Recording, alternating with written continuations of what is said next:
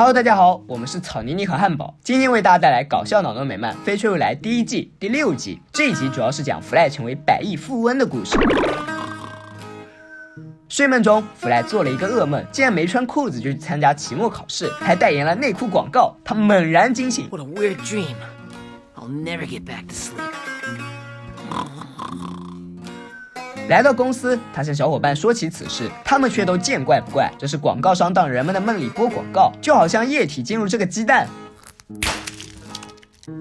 其实不是液体，而是伽马射线。弗莱说，这不就是洗脑吗？虽然20世纪也有广告，但也没有这么疯狂。大家之所以不奇怪，是因为每个人的梦里都会有广告，不过也没见他们争相去买超低价名牌呀。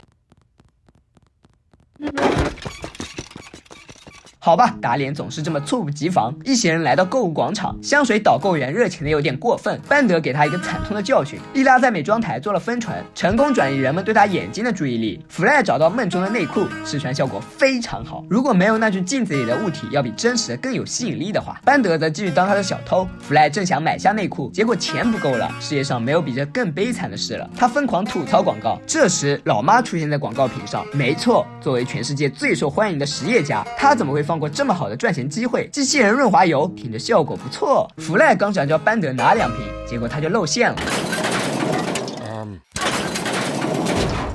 I'm sure there's…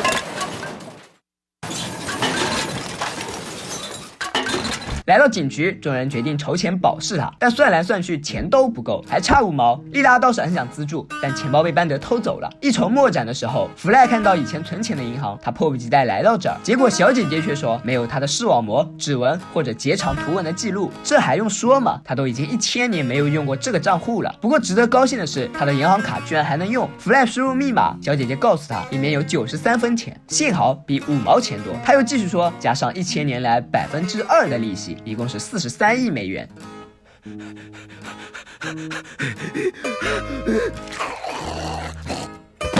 他就这样成了100亿富翁。为此，公司举办 party 庆祝，他还给每个人买了一顶高帽子。有钱的生活就此开始，什么按个摩啊，打个蒙娜丽莎画像啊，顺便再来个凤尾鱼披萨。服务员不能满足他的要求，只能选择自爆。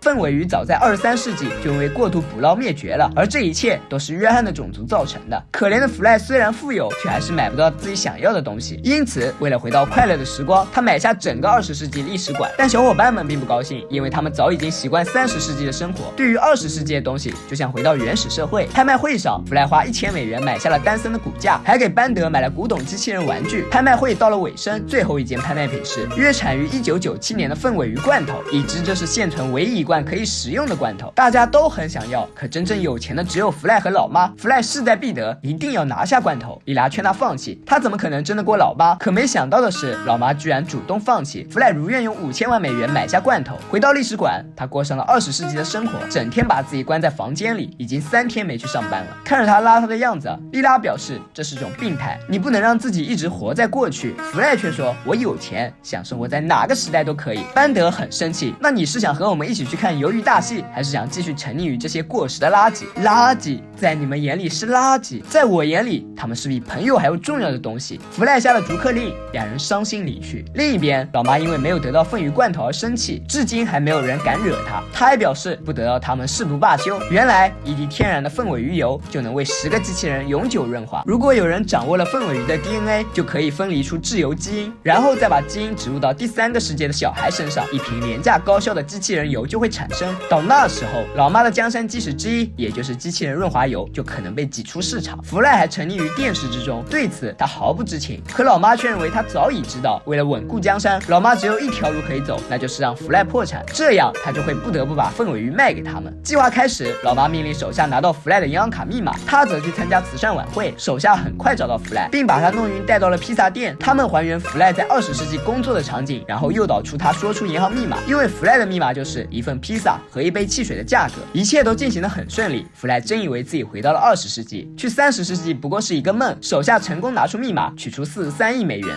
弗莱一夜回到解放前，现在他才知道朋友有多么重要。虽然一无所有，但幸好他还有份尾鱼罐头。回到公司，弗莱向莉拉和班德说出自己的遭遇，老妈却来了。按照计划，他来买份尾鱼罐头，但弗莱说这是非卖品。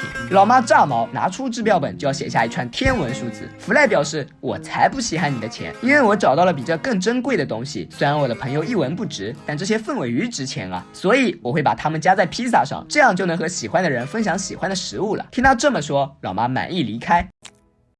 晚上，弗莱和小伙伴们开心地享用美食，但没有人能受得了这味道，除了他和约翰。5000万美元也就这样没了。不过比起钱，和喜欢的人一起分享美食的过程才是最重要的。这其中的快乐，用再多的钱也买不来。人们往往以为有钱就会很快乐，每天辛苦工作都是为了赚钱。总的来说，我们终其一生都离不开钱这个字。钱很重要，但有钱人枯燥且无味的生活，真的会快乐吗？就像弗莱成为富翁后，他以为自己会过得很快乐，但恰恰相反，金钱不仅没给他带来快乐，还让他失去了朋友。千金可以买到份尾鱼，但买不回真心朋友。喜剧不需要金钱就可以产生，一个冷笑话也许能笑上好几天，但世上的悲剧却大都和钱脱不了关系。很多人拼了命去赚钱，到头来却忽略了最重要的东西，忙碌一生却还是要为钱所困。也许只有等到失去后才会明白，什么东西对自己最重要。好了，本期视频就到这里了，喜欢的朋友别忘点赞、评论、加关注。我是草妮，咱们下次再见，拜拜。